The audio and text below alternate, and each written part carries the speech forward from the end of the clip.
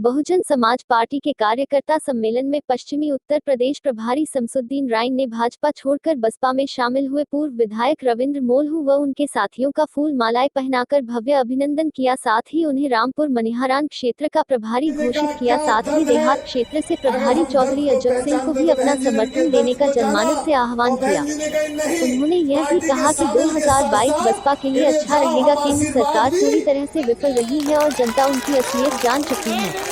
सम्मेलन को उत्तराखंड प्रभारी नरेश गौतम, पूर्व एमएलसी मेघराज जरावड़े, सांसद हाजी फजलुर रहमान, देहात विधानसभा प्रभारी अजब सिंह, एम हसन, महिपाल सिंह माजरा, जिलाध्यक्ष दिनेश्वर प्रसाद, कोऑर्डिनेटर राजकुमार गौतम, एमएलसी महमूद अली, कुलदीप बालियान, हाजी तौफीक, एस आलम, रईस मलिक, चौधरी राजेंद्र सिंह आदि ने फूल मालाओं से पूर्व विधायक रविंद्र मोलहू व उनके साथियों का फूल मालाओं से भव्य अभिनंदन कर उन्हें समर्थन देने का आह्वान किया।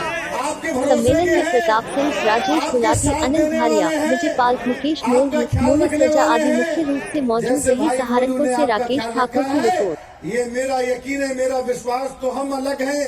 बहन कुमारी मायावती जी ने भी अपना विश्वास भाई अजब सिंह को कौन सी विधानसभा देहात, अरे बहन कुमारी मायावती जी ने कहा कि वो हमारी विधानसभा है। हमने दो बार नहीं, दो बार एमएलए अपना प्रतिनिधि भी किसी को बनाया था। मैं नाम नहीं लेना चाहता हूं और वो भटक गए। लेकिन एक बात है, हमने बहुत से लोगों को देखा भटके हुए, लेकिन रास्ता हमेशा बहुजन समाज पार्टी ही बनाती है।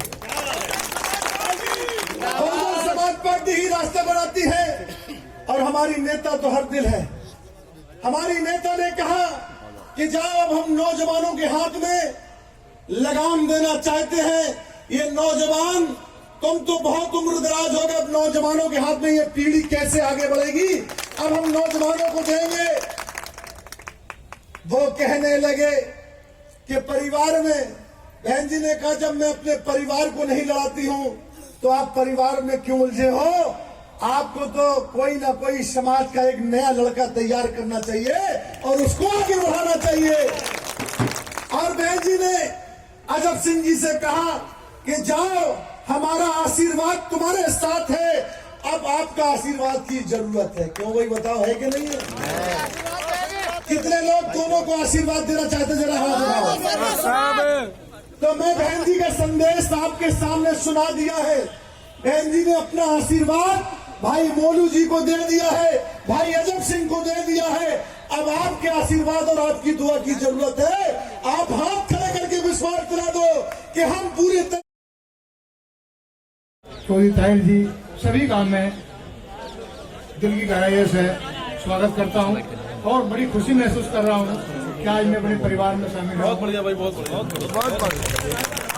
और हमेशा मेरी यही कार्यशैली रही है कि सहारनपुर से इस प्रकार मैंने पूरी ताकत लगा के अपने सांसद में जितवा कर यहाँ से सहारनपुर में अधिक से अधिक सीटें, मेरा यही रहेगा कि मैं सारी सीटें जिता के बहन जी की पार्टी।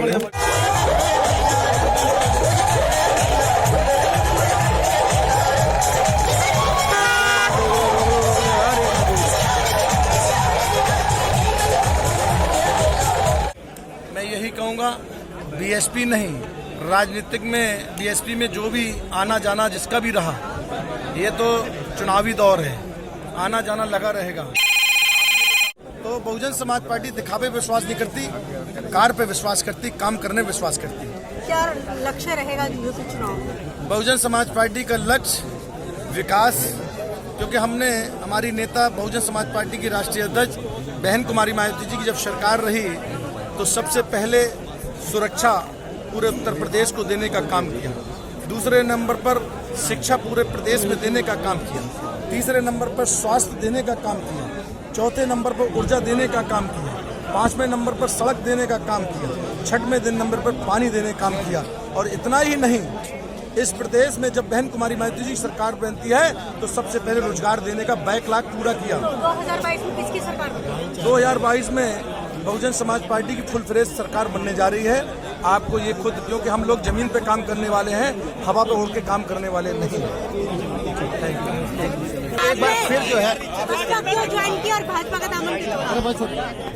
ये असली घर बसपा मेरे परिवार के लोग हैं, मेरे सारे परिवार के लोग हैं, जिन लोगों के बीच में मैं शामिल हुआ हूँ। ठीक है। और मैं सहारनपुर के विकास के लिए, आप लोगों को पता है कि सहारनपुर का जो मेडिकल कॉलेज है, इसमें जब कोरोना काल में यहाँ मौतों का मंजर देखा, मैं सरकार में शामिल रहते थे, एक ऑक्सीजन का सिलेंडर किसी को दिलवा नहीं पड़ा। तो आपने बसपा क्यों छोड़ दी? कितने लोग मरे।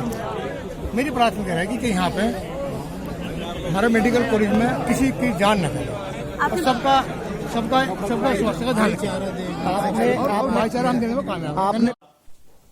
आज प्रेस वार्ता इसलिए हमने बुलाई है कि कल जनपद सहारनपुर में माननीय मुख्यमंत्री योगी आदित्यनाथ जी भारतीय जनता पार्टी के वरिष्ठ नेता चौधरी वीरेंद्र गुर्जर ने सहारनपुर में पत्रकार वार्ता के दौरान कहा कि योगी आदित्यनाथ अमित शाह के सहारनपुर प्रवास के दौरान वो उनसे मिलकर प्रधानमंत्री नरेंद्र मोदी की आगरा रैली के दौरान पुणे में गन्ना मंत्री सुरेश राणा और संगीत सोम को पगड़ी पहनाकर गुर्जर सम्मान का सम्मान किया गया था। व्यास सम्मान को वापस करेंगे क्योंकि दादरी में गुर्जर प्रतिहार सम्राट मिहिर भोज की प्रतिमा के अनावरण पर मुख्यमंत्री योगी आदित्यनाथ द्वारा गुर्जर समाज का अपमान किया गया था, जिसके लिए आज तक उन्होंने खेद प्रकट नहीं किया, न ही माफी मांगी, जबकि समाज कई बार इसके लिए अनुरोध कर चुका है। यदि वह इसके लिए माफी नहीं मांगते तो वह इस सम्मान को लौटाने के लिए विवश होंगे। साथ ही आगामी चुनाव के लिए गुर्जर समाज रणनीति बनाएगा।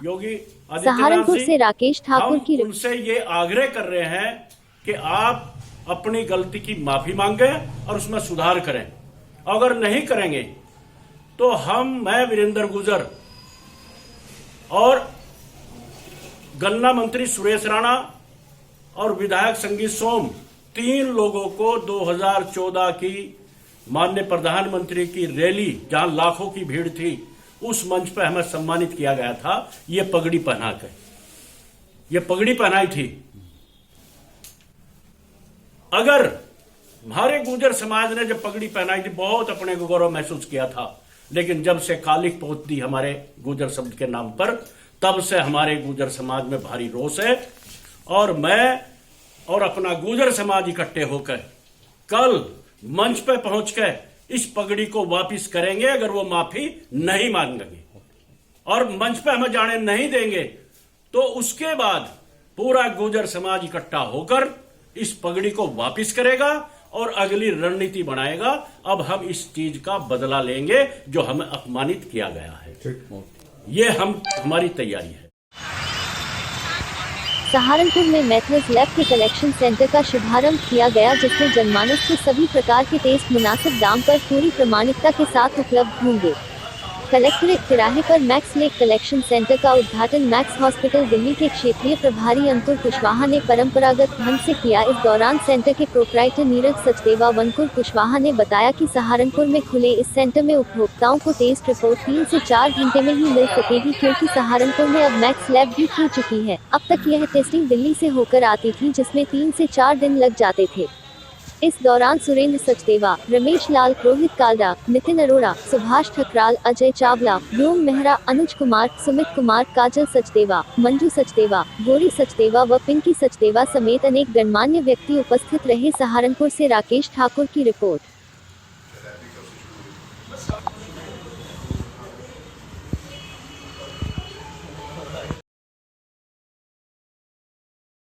मुंबई में आयोजित प्रशिक्षण कार्यशाला में देश भर से आए सामाजिक संगठनों व शांति केंद्रों की भूमिका की सराहना कर सामाजिक ताने बाने को और अधिक मजबूत बनाने का आह्वान किया गया। मुंबई के सर्वोदय सेंट पॉज कॉलेज में centre for study of society and secularism के तत्वावधान में आयोजित प्रशिक्षण कार्यशाला में बिहार, भागलपुर, गुजरात और पश्चिम बंगाल समेत विभिन्न राज्यों के सामाजिक कार्यकर्ताओं समेत संस्थान निदेशक इरफान इंजीनियर ने कहा कि वर्तमान में सांप्रदायिक सौहार्द के लिए कार्य करने वाले संगठनों व शांति केंद्रों के विस्तार के साथ साथ उनकी जिम्मेदारी और बढ़ गई है। सबको मिलकर प्रयास करना होगा कि इस सामाजिक ताने बाने को हम किस तरह से सुदृढ़ बना सकते हैं। दंगों के बाद सांप्रदायिक सौहार्द स्थापित करना एक बड़ी चुनौती जिसका हम सबको मिलकर सामना करना है। समाजशास्त्र के प्रोफेसर इंद्र मुंशी व सामाजिक कार्यकर्ता व लेखिका इरम उस्मानी ने कहा कि प्रशिक्षण का उद्देश्य विभिन्न राज्यों की विविधता और मिश्रित संस्कृति की समझ को एकरूपता के साथ संगठनों के समक्ष प्रस्तुत करना है। इस दौरान विभिन्न राज्यों से आए कलाकारों व सामाजिक कार्यकर्ताओं ने हिंदू मुस्लिम एकता और सांप्रदायिक सौहार्द पर एक से बढ़कर एक लोकगीतों की सुंदर प्रस्तुतियों से राष्ट्रीय एकता का संदेश दिया। मुंबई महाराष्ट्र से रिपोर्ट के साथ राकेश ठाकुर।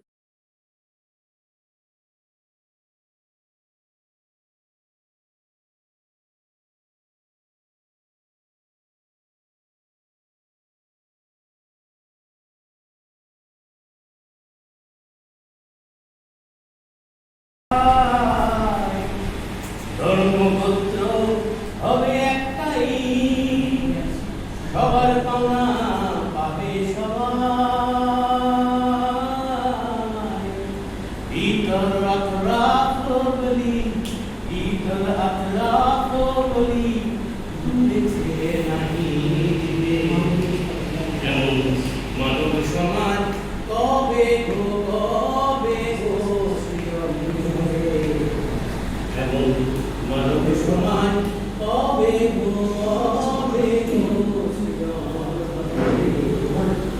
যেদিন হিন্দু মুসলমান বৌদ্ধ খ্রিস্টান একই হবে, এমন মানব সমাজ কবে গো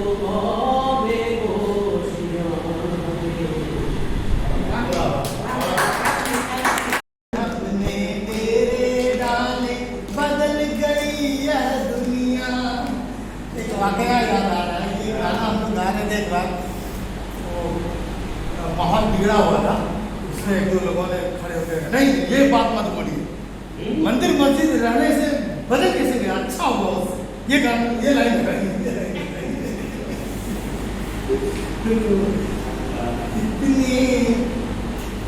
कितनी अच्छी कितनी भोली थी छोटी सी दुनिया, जब मजहब ने